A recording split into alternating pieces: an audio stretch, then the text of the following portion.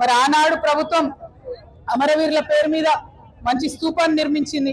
కాకపోతే ఏ ఒక్క ప్రాజెక్టు కూడా మరి ఏ ఒక్క అమరవీరుడి యొక్క పేరు పెట్టలేదు.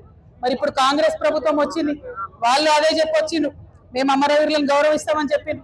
కానీ రాజీవ్ గాంధీ పేరు, ఇందిరాగాంధీ పేరు, ఆఖరికి మన్మోహన్ సింగ్ పేరు పెడుతున్నారు. కానీ ఏ ఒక్క పథకానికి కూడా శ్రీకాంతాచారి పేరు పెట్టాలన్న మనసు మరి కాంగ్రెస్ ప్రభుత్వానికి వస్తలేదు, ఆనాడు బీఆర్ఎస్ ప్రభుత్వానికి కూడా రాలేదు.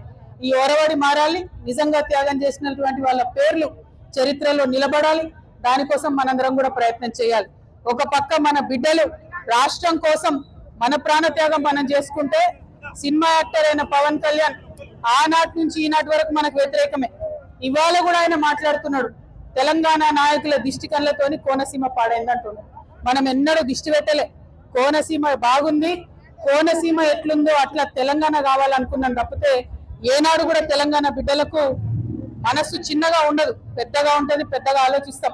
మేము ఇప్పుడు కూడా చెప్తా ఉన్నాం, పవన్ కళ్యాణ్ గారు మా రాష్ట్రం ఏర్పడి 12 సంవత్సరాలు అయింది. ఈ 12 సంవత్సరాల్లో మేము ఎప్పుడు కూడా ఒకటే మాట అన్నాం, జై తెలంగాణ జై ఆంధ్ర అన్నాం. తెలంగాణ ఎంత బాగుందో ఆంధ్ర కూడా బాగుండాలన్నాం.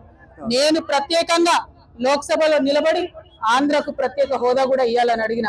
మేము తెలంగాణ వాళ్ళం ఎప్పుడు కూడా పక్కోంది గుంజుకోవాలని చూడం, పక్కోడు బాగుంటే మా కళ్ళు మండయి, మేం బాగుండాలని కోరుకుంటాం తప్పితే పక్కవాడు చెడిపోవడాలని ఎప్పుడు కోరుకోలేదు.